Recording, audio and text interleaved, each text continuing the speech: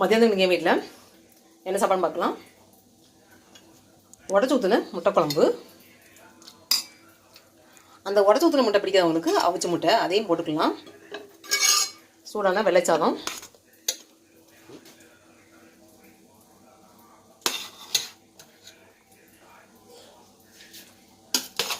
இந்த முட்டை குழம்புக்கு வெள்ளை சாதம் தான் டேஸ்ட் நல்லாயிருக்கும்.